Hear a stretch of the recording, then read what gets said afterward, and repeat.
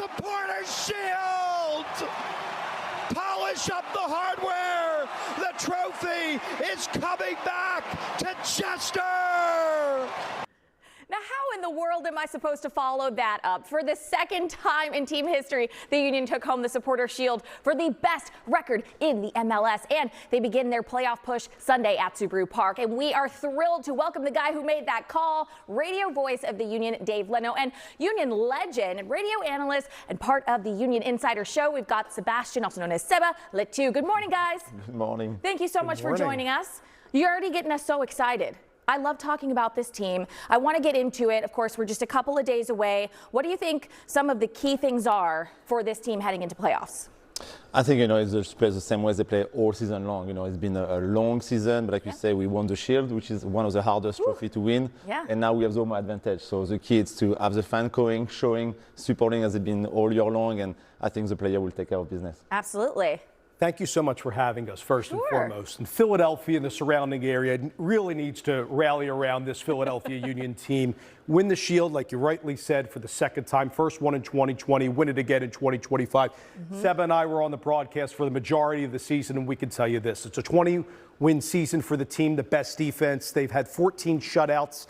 They're playing a Chicago team that they actually blanked not once but twice this year. They have a former Union player in Jack Elliott for Chicago, so that will be interesting for this matchup too. Definitely. And we've only lost one game all the way back in March at Subaru Park. So as you know, Deja, Seba knows, having played for this great team too, it's a fortress there, and we can't wait for all the playoff action. I mean, the energy has got to be that home field advantage, right? I mean, it's so electric there. Talk about some of the things that we've seen. I mean, it's such a turnaround from last year. Of course, we've got a new head coach. We've got this team really clicking on all cylinders. What stands out to you the most about the team this year?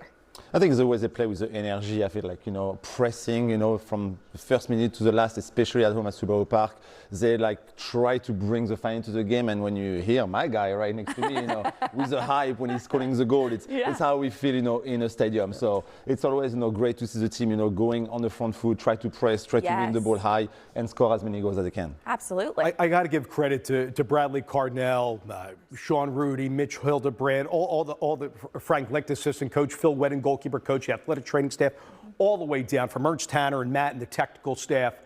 Seb also works with the academy, and the methodology, the ethos of this team, high pressing, like Seba mentioned, a team that maybe likes to play more without the ball, but also scores at a high rate as well. Only has allowed 35 goals. That's the lowest in the league, too. Andre Blake in goal, Bedoya coming back. You needed the buy-in from the veterans this year, Deja and Seba, as you both know, like from a Kai Wagner, from a Bedoya, like an Andre Blake, when a new coach comes in. Yeah. And we had so many fantastic seasons in the past. Right. But this year, this is something special. And the best part is, everything goes through Subaru Park. We have the right to host our league championship, MLS Cup, if we continue on. So hopefully we can get it done in a best-of-3 series against Chicago coming up. Absolutely. And, you mentioned the specialness of this team, and I think it's really incredible to see how they can do so well with a new coach, because sometimes, as we know, it takes a while for everyone to kind of get used to each other and learn playing style, so it's really cool to see. Now, we got to talk about the game on Sunday. What are we anticipating? What do we got to do? You're anticipating a Chicago team who score a lot of goals, but maybe defensively not as good. So hopefully it's going to be an entertaining game. A lot of goals for the Union, but you are going to see, of course, Chicago coming to Subaru Park, trying to make something happen. They have very strong offense with their front three, and the Union are the same. They can score a lot of goals, but I think we have a better defense. Andre Blake will be back in a goal, which is huge for the team. Very clutch. And I think having just the home advantage, like Dave said, it's a big thing, especially when the playoffs start. Absolutely. Anything to add to that we got to do? I would say, look, we got to start. Their potent attack up top with Kuiper, Zinkernagel, Bamba, Gutierrez is great, but we also have fantastic strikers as well, and Bruno Damiani, Michael Uwa, Ty Baribo, Chris Donovan can come in, and also we have some fantastic midfielders as well. Milani Lasky was a terrific acquisition by the team. Indy Vasilev too. Jovan Lukic, Danley hold down the midfield. I think if we win that midfield battle, I think there's an opportunity to hit them in transition, because if they build out of the back at times and they look to counter against us as well, we can get that numerical advantages going towards the goal of their keeper, Chris Brady. So I look for a Union win.